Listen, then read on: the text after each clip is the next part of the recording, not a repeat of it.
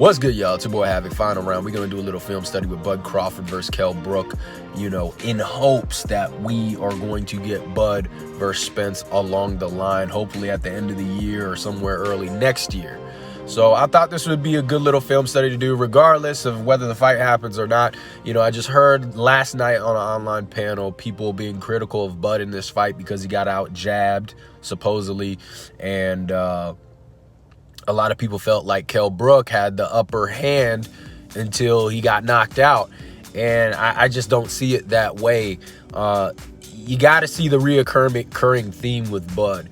Okay, you can phrase it this way. He starts slow. He'll come out in the orthodox stance. Eventually he'll switch. And hell, some people even say he's down on the scorecards. But for some reason, he always comes back. He gets a TKO or a knockout or gets complete control of the fight, and he wins. So that's not a coincidence. You got to put context to these things. And one thing I want you to notice is the stance of both fighters. The reason why if Kell Brook is landing his jab a little bit more than Bud Crawford is because he's more bladed in his stance. Okay, that lead hand is a little bit closer, but as a consequence, Kell Brook's right hand is further back. He's going to have to reach a little bit longer. Bud is a little bit more squared in his stance, right? Now, it makes him a bigger target, exposes his center line, but guess what? Brings his right hand closer. So there's pros and cons to each. But even though Kell Brook was landing his jab, he still lost his fight. That's crazy. Usually when a fighter has established their jab, they have complete control of the fight. But that's a testament to how good Bud is. Kell Brook's a good fighter, but he's one layer. And once you peel back that one layer, which Bud did, what is left? And that's my argument with Spence. Good fighter, but one layered. In this first round, you're going to see a lot of feinting, a lot of probing, a lot of pawing with the lead hand. But like I said, notice the stances of both fighters. Kell Brook's a lot more bladed in the upper body and even in his footwork. And Bud Crawford is a lot more square. Okay, but as you can see, the right hand of Bud Crawford is a little bit more closer. So even if Kell Brook does land more jabs than Bud Crawford, Bud is going to land more right hands than Kell Brook. So you got to put things into perspective and context. Okay. But right now, it's just a battle for positioning, a feel-out process. But Kell Brook is a good boxer because you can tell he's very efficient with his movement. He was moving just enough, inching his way back or forward. I didn't quite see that jab if it landed by Kell Brook or not. But you can see Bud constantly trying to move his head off the center line. Good jab downstairs by Bud Crawford, being very smart. Stealing wind early on in the first round. But this is a chess match mentally. And this can be very exhausting if you get sucked into this type of fight with Bud Crawford. He's used to doing this. But if you're not used to fighting this way and he forces you to fight with this mental type of pressure, it will wear you down. It will get to you. And you will abandon your game plan. It's a form of pressure, this type of thinking. That's why you don't really want to get caught up in this type of fight, what Kell Brook is doing. But still a battle for the center of the ring. Lots of boxing or a battle for positioning, feinting with the lead hand. You see that right hand I was talking about goes downstairs by Bud Crawford. Look at these guys trading jabs back and forth. I would say Kell Brook landed the first jab. It was nice by him. But landing one jab, okay, isn't that big of a deal. Good jab to the body by Kell Brook. And Kell Brook is not going to be easy to find his timing because he doesn't give you much of a rhythm, right? He's very still in his movement, very efficient. So you also got to think about that. It takes a little bit of an adjustment. And good jab by Kell Brook, catches Bud, but good head movement after that by Bud, pulls back. And you guys see, look at Bud's rhythm, right? It's a little bit more obvious, okay, than Kell Brook's. So obviously Kell Brook can land that jab a little bit more because there's a little bit more of an obvious rhythm and movement by Bud, right? He's kind of moving forth. Now look at the right hand by Bud. So Kell Brook's landing more jabs, but Bud is landing jabs and crosses.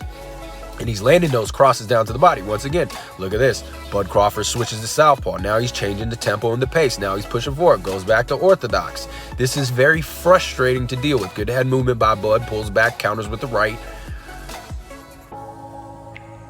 And this is very frustrating because,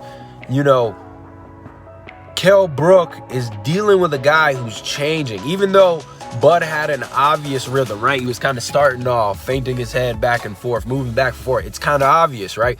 But here's the thing. He changes his rhythm as he goes. Kell Brook, he kind of keeps the same movement throughout the fight, okay? It's very hard to catch on to because there's not much movement to it. He's very subtle, but that's all he has. And once you figure that out, it's all downhill from there. Bud he'll do a little side to side, he'll do front forward, he'll speed it up, he'll switch to southpaw. And you saw in that round, Bud's going forward, he's going backward, he's molding into whatever he needs to mold to or whatever the occasion calls for. And that's frustrating because you're not just getting one thing with him. You're not just getting one approach, and you constantly have to make adjustments. But let's check out the second round. Once again, notice the stance of Bud, squared up. Good jab by Kell Brook. Good jab. But once again, look how square Bud is. But it's like, what are you trading it for? You're bringing your right hand closer. Bud landed some nice right crosses to the body. Okay, and I bet you Kell Brook felt those right crosses to the body.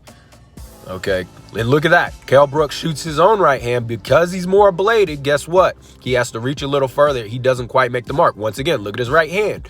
Shoots it down to the body. He's reaching because he's more bladed in his stance. So that right hand has a lot more to travel. Now, I'd rather land a right cross than two jabs, okay? I'd rather land more crosses than more jabs. I mean, now that can be very circumstantial and dependent, but I mean, if I'm landing some jabs and more crosses than my opponent, I will take that over him landing a few more jabs than me because that's my power hand landing on you. And Kell Brook is putting a little pressure. He's trying to control the center of the ring and force Crawford's hand. That's okay because Crawford is comfortable going backward just as much as he's going forward. And Crawford's moving very well, kind of side-to-side movement going on. Kell Brook is not really trying to cut off the ring perfectly, but he's looking to be at Crawford's toes. And Bud's just trying to find Kell Brook's rhythm and timing. Because look at Kell Brook. He barely moves. He doesn't have like a very rhythmic movement. He's just inching forward, inching backward, keeping his head very still, moving when he needs to, slipping. And look at that counter by Bud. Look how he stays in range. He pulls just enough out of range and comes back with two counters. And he can also be offensive. He can also look for his offense. He's not just a counter puncher waiting for his opponent. He can create his own offense. Look at Bud come over the top with that right hand. Beautiful work. So I look at those counters. So I don't understand where anybody thought Kell Brook had control of this fight.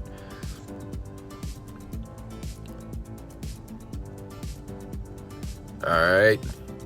Now Bud switches southpaw. Now, some people may say he did that because he was trying to eliminate the jab of Kell Brook. It could have been, but, you know, I think he does this intentionally because he does it all the time. He could have eliminated that jab from the beginning and just came out with the southpaw, right?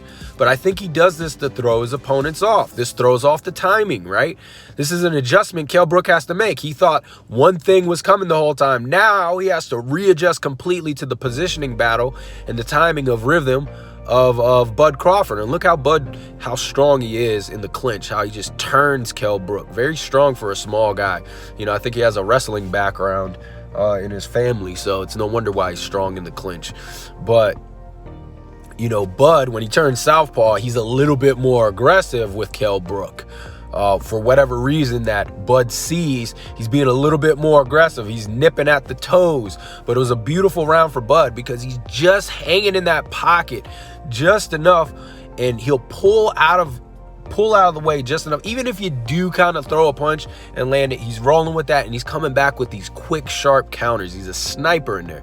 So Bud comes out the third round, southpaw stance. Now, this has got to be frustrating for Kell Brook because he adjusted to that orthodox stance. Now, he's got to completely make new adjustments to the southpaw stance.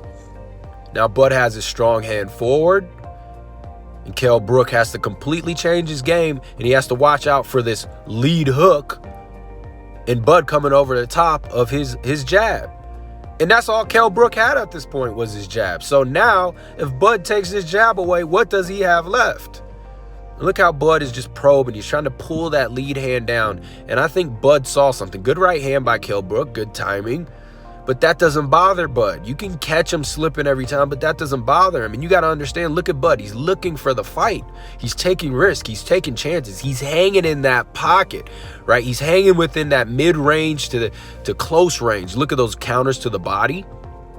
Okay? He's hanging in there, you know, and he's taking those risks because he knows in order to land those effective counter punches, you have to be within range. You know, you have to be within range. If you're just pulling back every time your opponent, you know, goes to hit you, if you're pulling completely out of range, you can't counter. So that's why sometimes you will see him get tagged, but that's why he's able to finish a lot of his fights.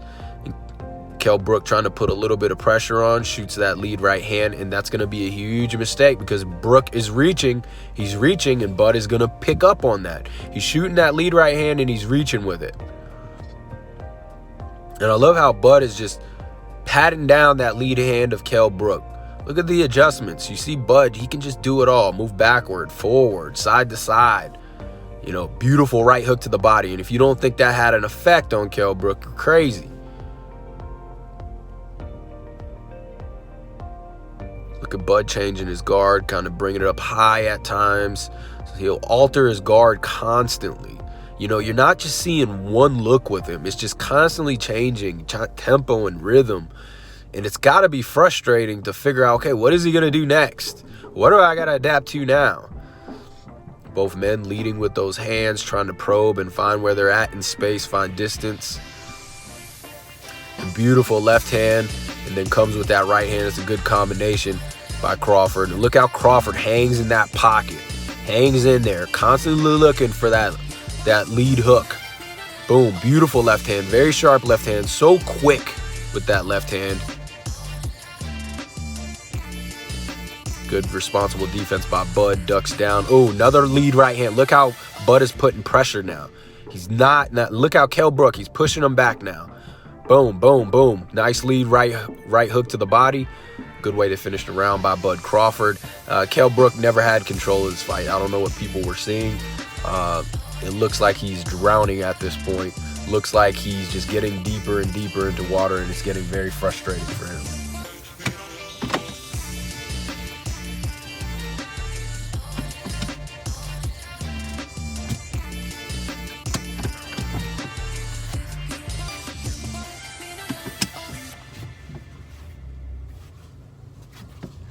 Got our boy Shakur Stevenson here.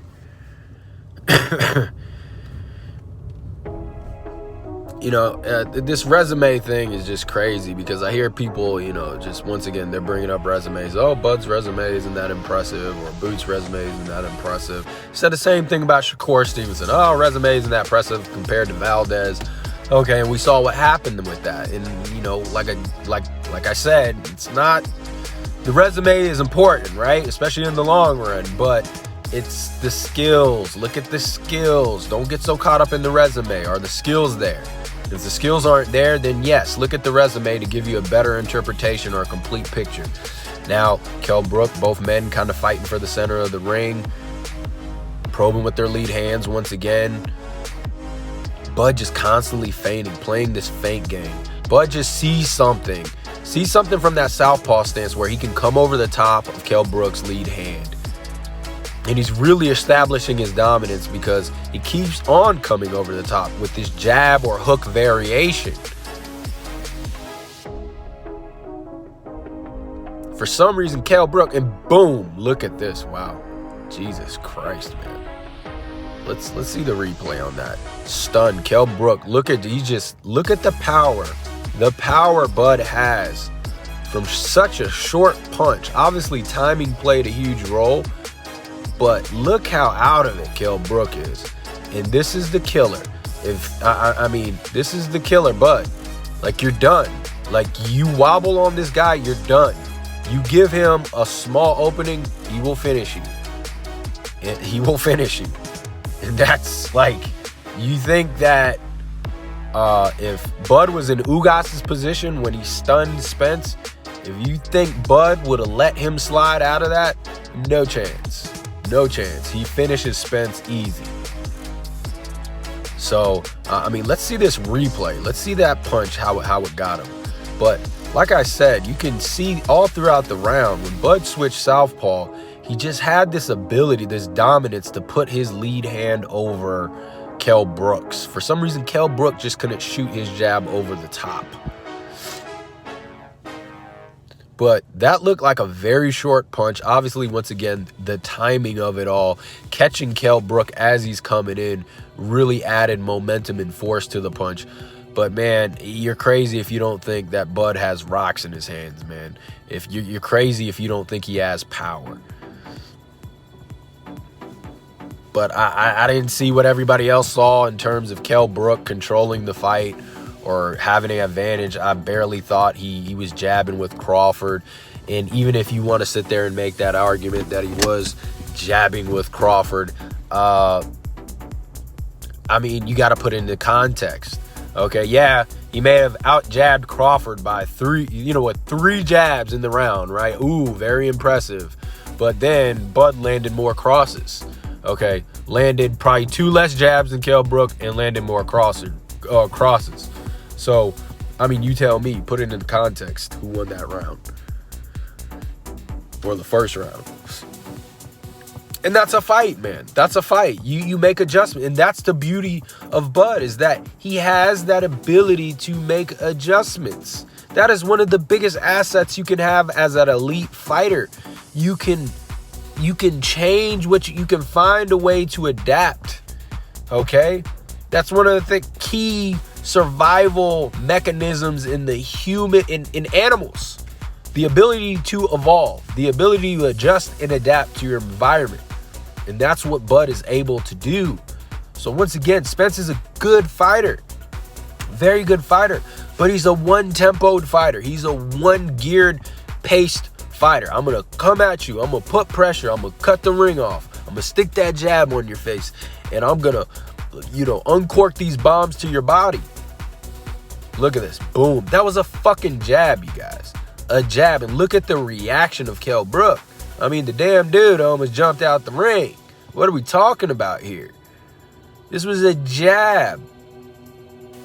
A jab over the top. And look at Kell Brook. He's overwhelmed. Let's see this. Boom, boom. Look at the timing. Beautiful timing. But this is the crazy part. That was a jab. We're not talking about, I mean, I guess you can say it was a variation of a hook jab or something, but it was more straight than anything. And he didn't even fully extend. What kind of power does this dude have in his hands? And look at Kell Brook. Kell Brook looks drunk, bro. And, you can sit there and be like, yeah, the timing really added the power, but he didn't even fully extend, and it was more so a jab than a hook. It's not like he ran into an overhand right or an uppercut. And I'm sorry, I can't necessarily call that a hook. And look at him finish, Kell Brook. Look at the freaking, I mean, he was just killing him with that right hook. And just, it would have gotten ugly for Kell Brook if this kept going. But, yeah, one of the best finishers in the game, if not the best. But, you got to understand, some people say, oh, well, Bud gets caught with a lot of punches because he's taking risk. He's taking risk, folk. What do you want? What do you want your fighter to be? You want him to be like Mayweather, or do you want him KOing people? I hear this with Boots. I hear this with Crawford. Oh, they get tagged. They get tagged because they're finishing fights. If you're going to take risk, if you're going to step up in that pocket and let your hands go, you're going to get caught with some shit. Okay? But it's a matter of, okay, you know how to roll and ride with punches, you believe in your chin, and you're willing to take that risk to take a punch to finish a fight. If you do not want to get hit at all, then play the Mayweather game. Play the Mayweather game. Don't take those risks, right?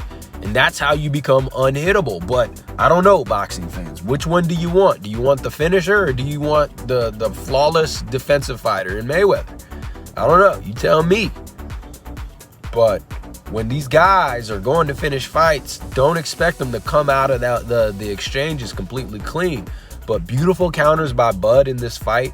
The way he's able just to pull just enough inches, half step back inches, and stay within range and just hit you with counters really quickly and sharpshoot, sniper-like shots to the body, to the head, is absolutely insane, and it will cause a lot of problems for Spence. And once again, what I was saying, yeah, Spence might be able to win some early rounds, if even that, because we saw against Ugas, who's a counterpuncher with no footwork, that was disrupting Spence in the first few rounds, to where he had to come in cautiously before he can get to do what he wanted to do, which was bully Ugas. But, you know, Spence is one geared. He's going to have one rhythm, okay? And what happens, my question is, to the hardcore Spence fans, what happens if Bud peels that layer back? What is Spence left with? What is he going to go to? Is he going to start boxing like Sugar Ray Leonard off the back foot? You know, because I haven't seen too much of that. I'll give him credit in the Danny Garcia fight. He did some nice things in there. He changed up what he did a little bit. He started off kind of more conservative rather than just crashing in and putting pressure on Danny Garcia. But, I mean, that's not his game. And I'm sorry, Danny Garcia is a far cry from Bud Crawford. So, I mean, you start peeling back the layer, what is left with Spence? You know, is he going to become, a pot shotter? What is he going to do? You know, is he going to fight in the... I mean, you tell me. You tell me, what is left after that? Because with Bud, you saw it. Okay, I can go forward, I can go backward, I can hang and counter and exchange in that pocket. I can turn southpaw, I can bring it to you there. I can go backward, southpaw. You know, so all these different things he can mold into, and he's constant. It's not that he's necessarily starting slow, it's that he's assessing you. Okay, I'm seeing what's going on, and that's what a really elite boxer does. You know, I used the example recently, Conor McGregor versus Mayweather. Now, this is a very elementary example, right? Because this is the classic case of an experienced boxer going up against an inexperienced boxer. What is the experienced boxer going to do with an inexperienced boxer? He's going to let them shoot their load, right? He's going to let them throw all their punches, and then when they get tired, the experienced fighter is going to go in there, and he's going to whoop up on the inexperienced fighter. Okay, but it's a mental game. Right? It's a game of deception. Like, all right, go ahead, young buck. Let me let you think you're getting the advantage. Go ahead, tee off, land punches, do your thing. And then all of a sudden, when that guy gets tired, okay, where you got nothing left in the tank, well, what do you do now?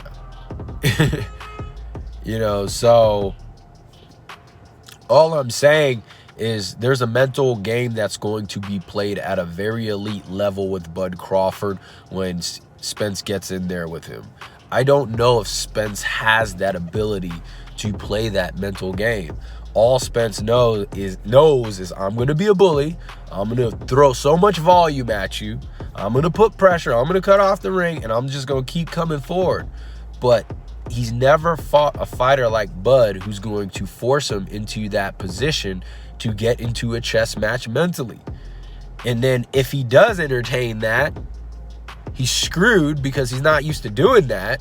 He's not going to be able to one-up Bud in that chess match, okay, as it goes on.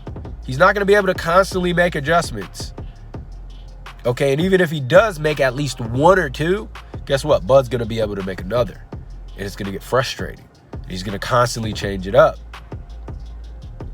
But you look at a guy, or if you look at Spence, if Spence decides, you know what, I'm just going to force my way, I'm going to try to bully him out, he's going to be walking into counters all night.